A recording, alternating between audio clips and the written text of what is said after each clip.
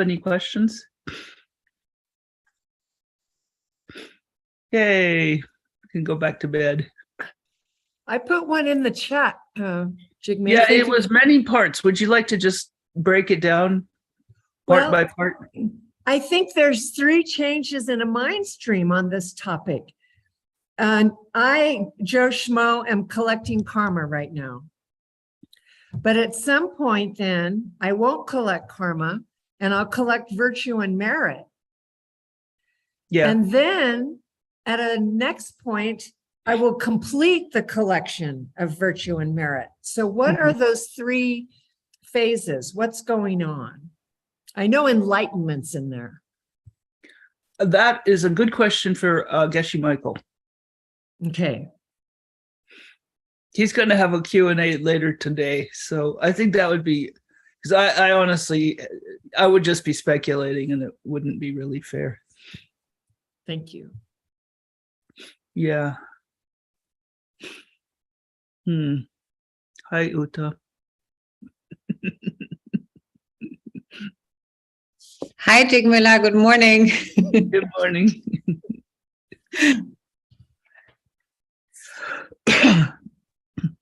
Jigme, I have a question. Of course you do. Can you give us, and it's more of an advice because you're such an important person for all of us here who's been studying for a long time. And I would like to hear your advice to keep your teacher close. Just have you done it so perfectly. What would be your advice to all of us, especially, considering that we're such a huge group of people, and we have, very different relationships to our teachers. What would be your advice, especially now that we're such a big group and are different stages, have joined at different times and all that? Yeah. I think it really has mostly to do with your mental attitude. When I've seen people leave, sometimes it can happen really quickly. It depends on your relationship to the teacher. But if you're seeing him as a teacher and it's like a holy person, then the karma becomes very powerful. And so it also ripens very quickly. So what I've seen is that if you have to continually remind yourself of who this person is to you. And when you start to feel like, because in any relationship, you get to the point where you are upset with somebody or you find some fault with them. And that's the first step, is you find some fault. Now you have to realize where it's coming from. It's coming from you. You're creating, it's a projection. And so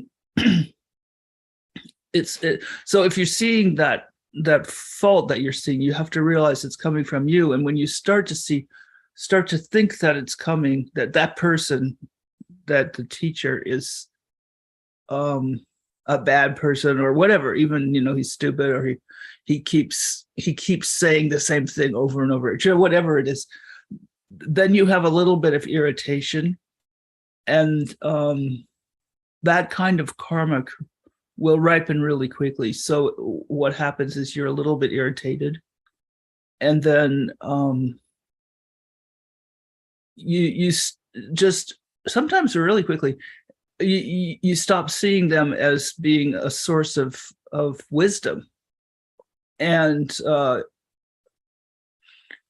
other thing about it is that when you have this kind of thing happening, is that you don't usually notice it. You think you're right. And so that puts more energy into this rift or this disconnection that you're creating. And so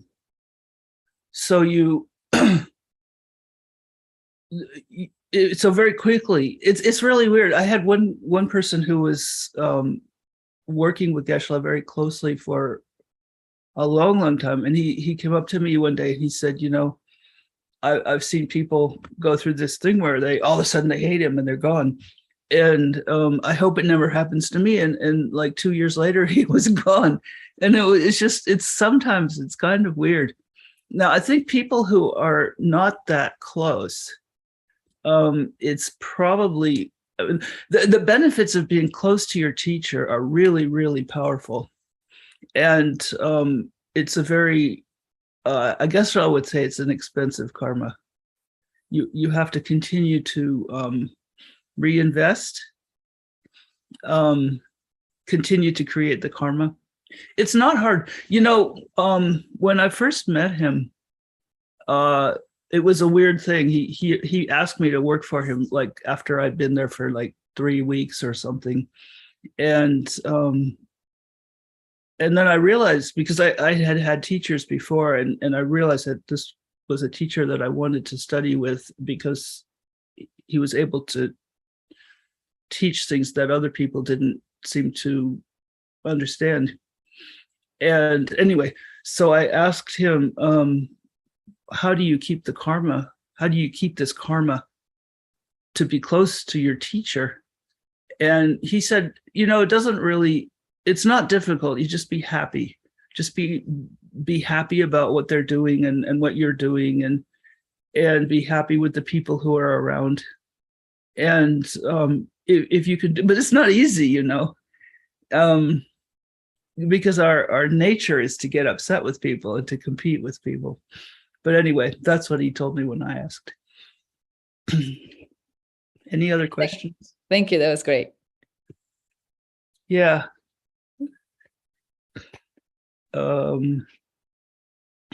Maybe chat. I would have another question if there isn't any in the chat. Oh, it doesn't seem to be. Yeah. So building on the same topic, based on your experience, and you have seen so many things, what would be some very common mistakes that students are doing in this type of community that we should be trying to avoid? Well, the one that comes to my mind, because he keeps talking about it, is to be very conscious of his time. It's something that what happens is that he doesn't get any breaks lots of times. Like last night, he was telling me he has to prepare 36 classes in the next 3 days or something like that. And it's always like that. If he has a break, then somebody will figure out a way to fill it. So if you just, you know, be aware. Don't try to. And most people are really conscious of that, but there's a few people who keep, you know, asking a lot of questions or just setting up meetings for him that aren't really necessary and things like that. So that's one thing I can think of right off.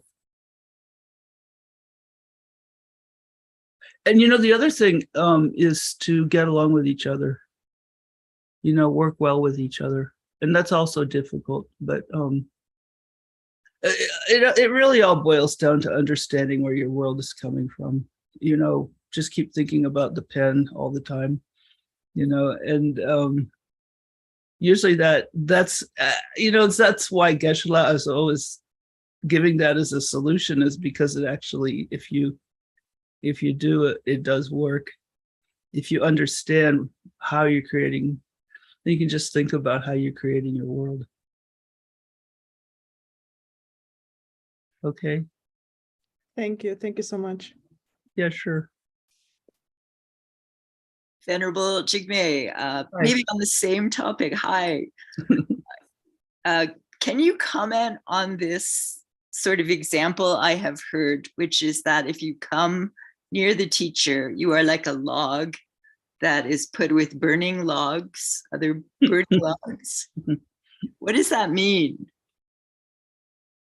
I've never heard that, but well, you probably know as much as I do about it because you're in the same position. But what seems to happen is that, I think it's because there's this, everybody wants to be close to the teacher. Everybody wants to, somehow connect. And so then there's a lot of people have different strategies for creating relationship, and they bump up against each other. And I think that's, people create their own strife, their own unhappiness, between each other. That's how I think it works. You're welcome to give me your opinion if you have one. No, that's great. Thank you. It's really important, I think, if you're in a group, if you're working with a bunch of people. I think personally, I think it's the most important thing is to serve each other, and it's difficult, but to take your mind off yourself and to try to serve others. It's a very difficult practice, but I think it's at least in my experience, it's the most profitable. And so that also involves helping other people to attain some kind of status, or be able to help them to be teachers, or to whatever it is that they're trying to do. I think that's really the most beneficial practice.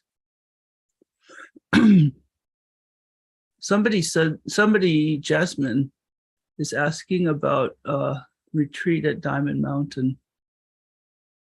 I wonder, is that retreat in general or the one that's coming up? Jasmine, are you there? Could you Yeah, yes, Jimmy. I'd like to know something about the details about retreat. For example, the 3-year retreat at Diamond Mountain. Thank you. Oh, okay. Actually, Kat would be better. Well, I could talk about, yeah. I'm not really sure what you want to know. But yeah, could you, what exactly do you want to know? Do you want to know if you want to do retreat yourself, or what the experience is for the retreaters, or it's I'm not really sure exactly what you mean. Okay, I heard about Kishimoto. Sometimes he told us about something when he was in the retreat and you helped others and help him. I just like to know something about that. Thank you. His retreat. Yeah. Yeah. Okay. Kat would be helpful with that one too. Anyway, so he started his retreat in it was in the year 2000. It was just after the millennium. And he asked me to be the retreat director, or whatever. He wanted me to be in charge. And so I was there most of the time. Before he had been planning it for some time. And so he had a few people that were going to do it with him, and he was training them. I kind of got half the training. I got the training, but it wasn't exactly direct. But anyway, so I knew what practices they were doing. Actually, I helped to write a book about it. But so he found a place from there was a man who had bought a lot of land, and he was selling it off in pieces. And he gave us, I think it was 7 acres or something. He gave us a spot where we could do the retreat. where they could do the retreat. And just before they started, he had gone to Mongolia and he got some yurts, and they call them ger. And anyway, so he had those sent and they set them up, and they were actually, so they did all their retreats in these Mongolian tents. And you know, the desert in Arizona, it can be really, really hot and it can be really, really cold. So they set the yurts up and they went into retreat, and pretty much like almost a week later or something like that, it started to snow. And this was in April, so it was really late and unexpected for snow. Nobody had coats. And actually, then at that time, John Brady was working. He was still working at the company where he was. And he sent us a big, big box from FedEx, like in one day. And it was full of wool hats and socks and coats. I still have one of my coats. And that was very thoughtful of him. He did a lot of help for our retreat. He also, at that time, that was before cell phones, and he got a satellite, a big phone, and it was really expensive, but he made sure that we had a phone the whole time. And well, anyway, so we were way out. You have to drive like half an hour on a dirt road to get to where they were. And it was in the middle of a cow field. So there was cows coming to visit us, and some of them were really friendly. And there was other animals too. It was a lot of snakes and things like that. So we Kat actually, she was in the neighborhood, and somehow she found us, so she would come and help. And it was just really basic stuff. We were out in a tent in the middle of nowhere. We had to get water delivered. We didn't have hot water. We didn't have anything. And we had to cook for them and bring them food, bring them meals every day. We didn't see much of them, but every 6 months, Geshe Michael would come out and teach, and he had a blindfold on so that he couldn't see people. And we made some books about the teachings. He says those teachings were the clearest teachings he's ever done. And at that time, he also wrote Katrin, the new book.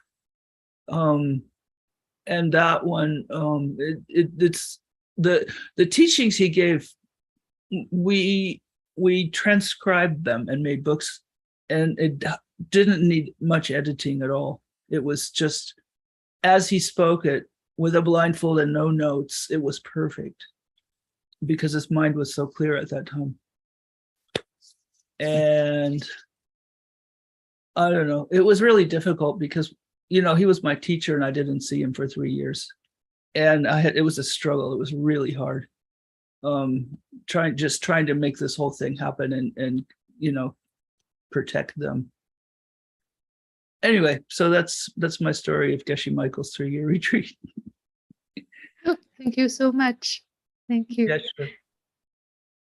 If you're interested in the other 3-year retreat, you could ask Kat, because she participated in the one that started in 2010. It started 10 years later. Okay, thank you very much. Mm-hmm. One of these questions is in Chinese, which is not my language. There's a question here from Flavia. Is it enough to wait until the storm is over? Yeah, you'll have to explain. Yes. So I've been trying to practice these ideas for a few years, and I have heard that sometimes when we are like somehow okay, we should make a ton of good seeds, because when the bad results come. It is just about waiting until they pass, because it is so much harder to try to plant good seeds when we are having severe mental afflictions or severe bad results. But I'm wondering if there is something extra that I can do in the middle of the storm. So because I feel this like, okay, now the best that I can do is almost not do anything. Like just stay still until you feel a little better, until your heart is a little more open. But is it something extra that it is possible to do in the middle of the storm so we can use that time too? Yeah, if it's really bad, I mean, even Master Shantideva says that if you can't do anything positive, just be like a log. Don't just but even that is difficult. The thing is that when you are doing that, when you're not responding, then you're also at that time you're creating some very positive karma. So that's one thing. What I have found is that if things are difficult, like anger is one thing. Anger is very, very difficult to deal with. And in that case, it's best to just keep your mouth shut. But if it's something like you're really sick, or maybe you have a stressful situation or something like that, then any kind of kindness or serving others or any kind of good actions that you do at that time, the karma becomes much more powerful, because it's like going to the gym and lifting weights. You get stronger, and also the good seeds that you create at that time are much more powerful, and then those will ripen later. So what I do is there's the 6 kinds of karma, or the 6 kinds of emptiness, right? And there's like layers of emptiness, and the first one is sometime this will be finished, and sometimes that's the only kind of emptiness you can grasp onto, and I do that a lot, eventually I'm going to be better. Eventually this person is going to stop yelling at me, and just hold on to that. And that's a kind of emptiness. And, just, or you can go up to a little bit higher, whatever level of emptiness you can understand. And that also creates some really powerful seeds. Anyway, that's what I do. Anybody else?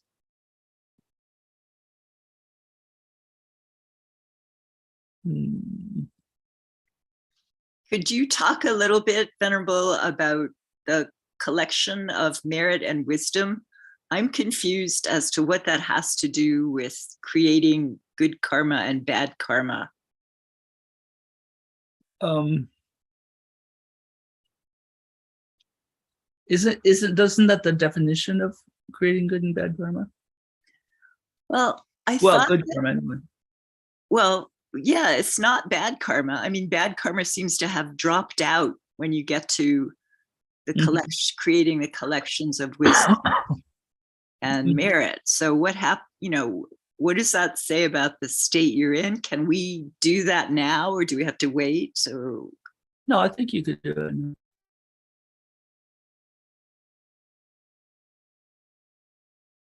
it. Every time you don't yell back at somebody, aren't you? So is creating good karma the same as the collection of wisdom and merit? If you create good karma by not yelling back? I think so. Okay.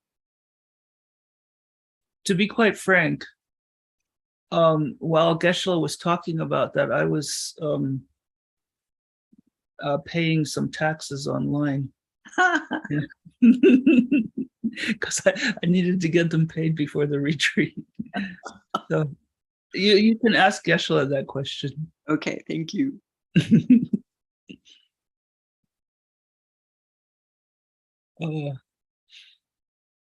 Anybody else? I have another question.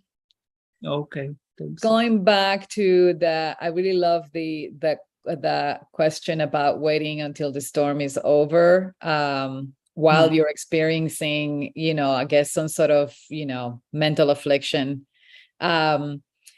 What that can also happen quite often while you're doing retreat. And it can come in many different forms, physical form, mental form.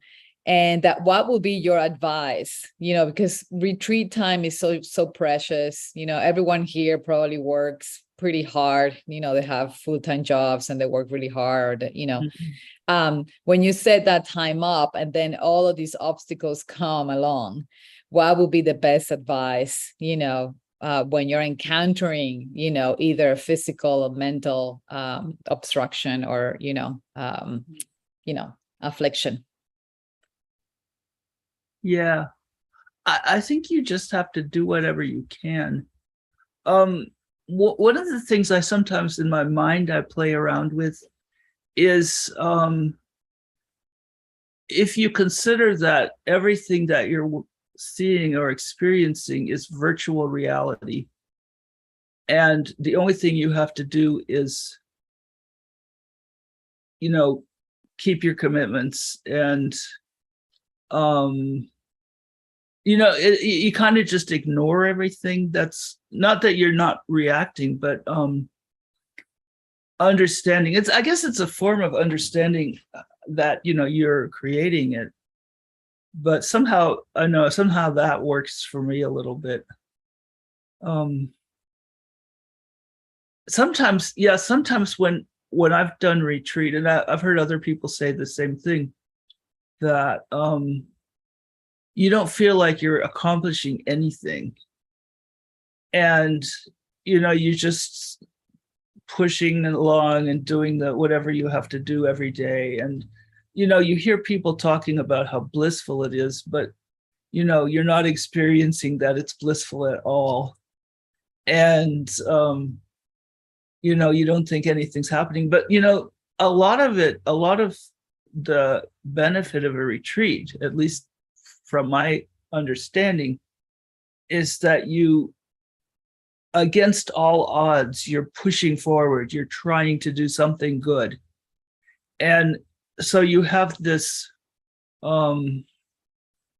you have this mental idea, you have this effort that you're putting in, and the effort is positive.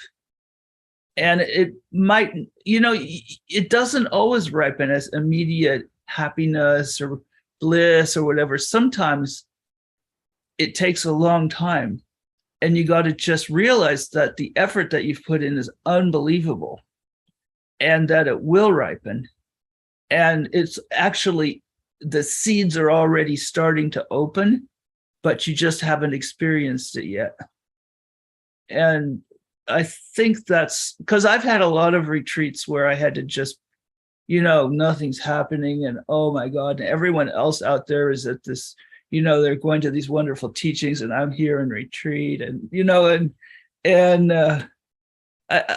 don't know, I've experienced that a lot. So that's how I deal with it. I just figure, I'm really trying, I'm putting in all my effort to do something positive in the world, and that you just understand that's got to have a good effect. That's what I do.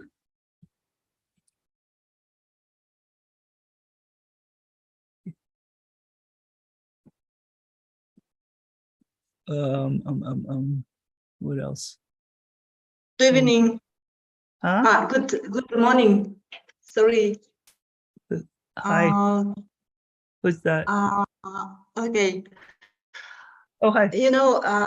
Venerable Jigme, I'm thinking now about if everything comes from me, why I think about it? Because today my brother, he's Muslim, and he's talking about Allah who created everything Mhm. but I can discuss with him because it's real very, I don't like to spoil my relationship with my brother, but I catch my mind that I am a God which create everything. Maybe I'm wrong. What do you think about it? Can we pose ourselves like a God if we create everything bad and good in our life or in our space? So Mhm. I wouldn't say, I mean, I wouldn't think of myself as a god. I would think of myself, but I mean, you can be creating your world without being a god. The way I think about people who are good practitioners of, Islam or Christianity or any other religion that has a god,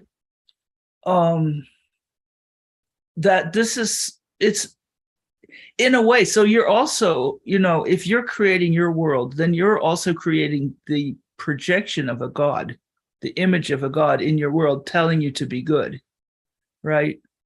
So in a sense, I would encourage people to, if they can't see themselves as having the world coming from them, then they could say, if you say, okay, there's something out there that's creating it, as long as that's a good thing,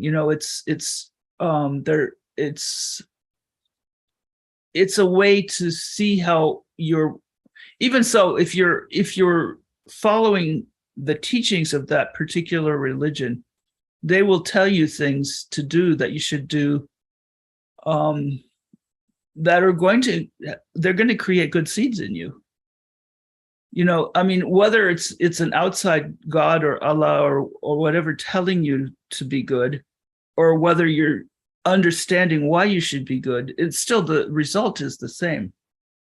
So I think I would never criticize somebody else's religion for that reason, because it's their way of understanding why they should be good. Does that answer your question, or is that help? yes. Thank you very much. It's really, but for me, it's really very interesting to understand why people think that everything was created by God. And there are many my friends who are not just Muslims, they're Christian and Krishnaite and Hinduist, and it's really very strange seeds in my life. So now, and I'm very happy that I can understand it, but I just want to say, maybe you are God. Maybe what? Maybe you are God. Maybe you are the same who can create everything. So I just maybe I need just to boil this idea. Yeah, maybe cook it. I think, I mean, I wouldn't say that we could think of ourselves as God, because if we don't see that I mean, it depends on how you define God, Ultimately, we have the power to create our own world. So in that sense, I guess you could say it, but there's not, I mean, we don't say that there's one being outside of us who created everything. Yes. I think the reason people believe that is because their parents believed it and they taught them. And in our country, it's become, the Christians are becoming more, trying to be more powerful and to take over other people's thoughts. And so I think about that a lot too, about, how to deal with somebody who is trying to tell me that there's a God and that I should do what that God tells. Okay, thank you very much. Then I don't take more time. I think that there are many questions instead of me, but okay, we'll be very happy to discuss with you. Thank you. sure. Okay. Are there any more questions?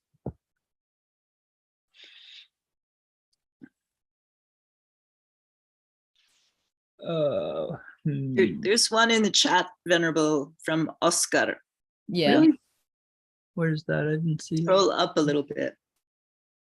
Oh, is there some kind of tartuk that involves all the good seeds that we've already instead of, yeah, oh sure. Yeah, you can even do so just for, I don't know if other people, the Mexican Sangha uses the word tartuk all the time, and other groups don't so much, and basically it refers to coffee meditation. So in case you don't understand that, or just, you know, rejoicing about the good things that you've done. And yeah, I mean, you can even do rejoicing about things that you don't remember. Like, for example, I think so I'm sitting here in my house, and it's a nice, comfortable house. I have no idea what I did to create that, but I must have done something positive. So you can say, you know, whoever I was in those days, whenever it happened, yeah, I'm very glad that I did that, and I hope I did things to help other people. You know, apparently I did things to help other people get houses, and so yeah, you can do tartuk with pretty much anything. It doesn't, definitely not just what you just did, because you know, sometimes you didn't do much, but maybe you did something really, really powerful when you were younger, and for sure you can use that.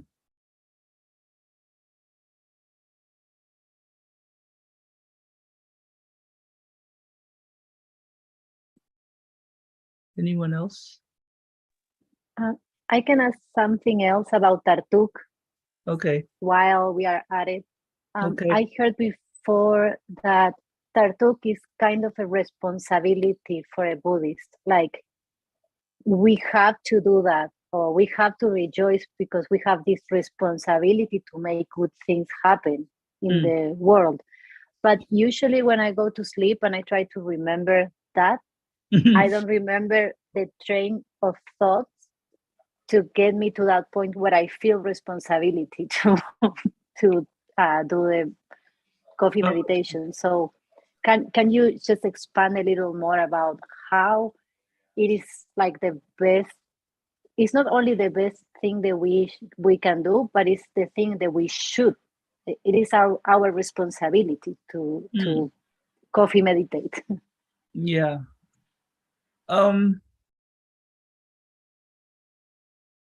Well, you know, my personal tendency is, when I do something, when I notice that I'm doing something basically to serve others, whenever that happens, which isn't, you know, sometimes it happens and sometimes it doesn't, but usually I'll think right away that, oh, that's great, and I hope it ripens, you know, so that you know, I think usually the thing is that to hope that it ripens for something that will help a lot of people. But as far as the reason that you want to do it at night is that it goes into your, if you're thinking about something as you fall asleep, then it continues in your mind stream in a very subtle level. And I think that's part of the point of all of this, is to get it to where you have this idea in your mind at a very subtle level, so that it becomes automatic, and it's like an understanding that you have all the time. And you can't really do that unless you're in meditation, or, you know, if you're interacting with the world, it's very difficult to reach that subtle level where you can actually plant a seed like that or make it grow.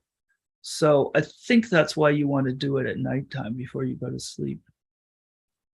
Or you can do it when you're meditating. That also works. That's my opinion. Why are concepts said to be unchanging? Oh boy. No, it's not concepts, it's facts. Your concepts are changing constantly. Your thoughts are changing constantly. Concepts are thoughts, right? Those are changing all the time. Facts, they say facts don't change. Like, what would be a fact? I don't know. I can't even think, because even like you say, okay, the sky is blue, but that changes all the time too, doesn't it? That's a perception. I can't even think of a single fact. That would be a good question to ask Geshe-la.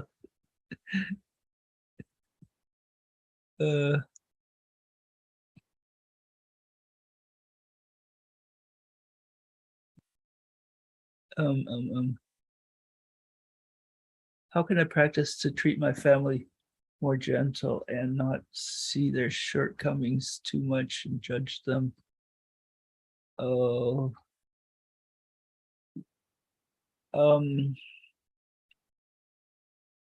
one of the classes we were talking about the 7 steps of Bodhichitta. I think, you know, first the first step is the hardest, thinking about everybody has been your mother. But I think it's you need to work on feeling compassion for people. It's not easy. None of this is easy. You just have to keep thinking about it and meditating on it. And slowly you start to change. One thing, if you're living close with your family, then sometimes you just need to get away, because if you're getting some stimulus and it's constantly bothering you, then you don't have that quiet place in your mind where you can actually process the thoughts. So maybe do a retreat. I don't know. But yeah, I think, well, if you what I found helps me is to look at how that person is suffering. And, you know, everybody has some kind of suffering, and even people who are really irritating and really arrogant and really bother you a lot, if you can focus on their suffering, what suffering they have, and it's not too hard to find it, then for me, I find that changes my mind. And then I can start to, you know, have some compassion. So if you don't have love, at least you can have compassion. And then I don't know, that's what I find that helps. But I think a lot of it has to do with just getting your mind quiet so that you can, you know, you can get to that point. Thank you for answer, Venerable Jigme. Sure. We've got 10 minutes. What else do we have here? Talked about concepts as archetypes. What's the question? Christina. Ah, she's run away. Oh no, I'm here. I'm sorry. This was to do with when we were talking about facts, because I think Olga said that concepts were unchanging. And in the mixed notes recently, we were lumping them all together: concepts, facts, and archetypes. We were talking about them all as unchanging. Oh, that's true. Archetypes don't change. Yeah. And I think it's just a way that Geshe-la was talking. Instead of saying archetypes all the time, he just changed it to concepts. Oh. Which is a little, you know, strange, but I think her question was about how could they not change? But maybe Olga could say more. Oh, I think one thing about it, I don't know, because I can't remember, maybe I wasn't there when they were talking about it, or maybe I wasn't paying attention, but concept, an archetype, it can go out of existence. It's a thing that doesn't, it's the same with facts, actually. They can go out of existence, but they don't change as long as you're holding that particular concept, because it's because it's something that you're creating with your mind.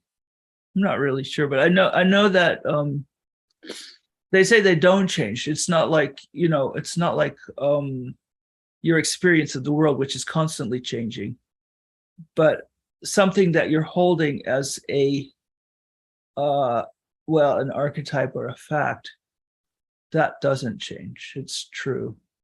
I don't know how to explain it any better.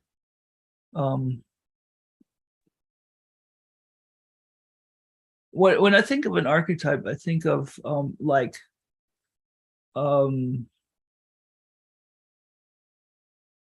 well, usually they talk about gods, and they tend to be archetypes, and or maybe it's like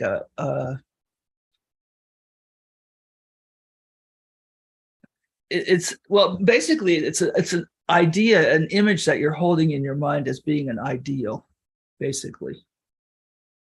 And that kind of image doesn't change over time, because it's I don't know, the way it's created, I guess. Anyway, maybe that would be a good question for Geshe-la too, because I don't think I can explain. I have an idea in my mind how it works, but I don't know if I can express it properly. So Geshe-la is very good at that. Maybe you should ask him.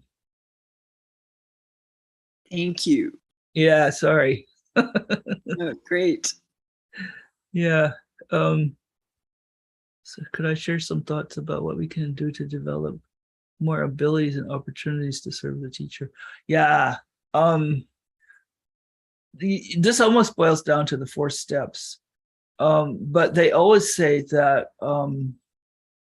serving your fellow students, serving your students, serving, the other people who are helping the teacher, that I think that's the best way. And a lot of times there's people who are, trying to push everyone out of the way so that they can be the one who does it. But the idea really is, if you can give other people opportunities to serve and to teach and to do whatever, then that's the best way to be able to serve and to not so much like bringing flowers, but serving the community. That's really what I think the teachers want.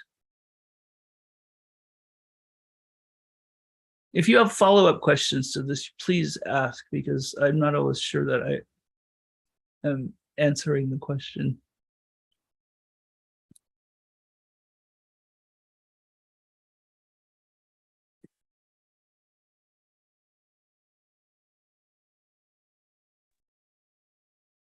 Venerable, there's one from Luca there.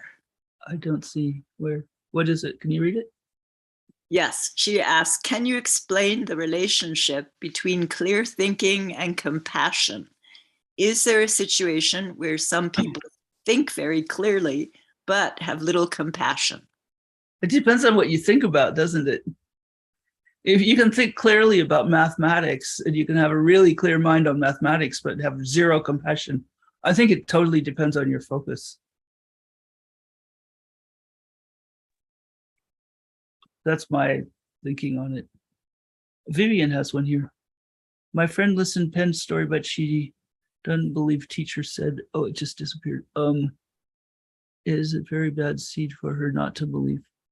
I want to give some explanation, but she doesn't agree. One of the things about our teachings is that if somebody is not interested, then you don't teach them. The only time you teach somebody something is if they ask you and if they're interested. And so, yeah, it's actually to try to teach something to somebody and they aren't ready and they didn't, they're not interested, then it's actually a bad seed for you. Now, if you've already started to teach them, I think, yeah, it's better to just tone it down and say, okay, that's fine. If I can see how you you think some other way, and just don't push it with them, because otherwise they'll develop some anger at the teachings, and then they'll resist in the future. So you're not really helping them. Okay, I think our time is up now. So thank you all for coming. Thank you, Venerable. Thank you. Wonderful. It's good to see you all, whoever I'm seeing. Thank you so much, General. Sure, thank you. Alrighty. Have a good day or night or whatever it is for you.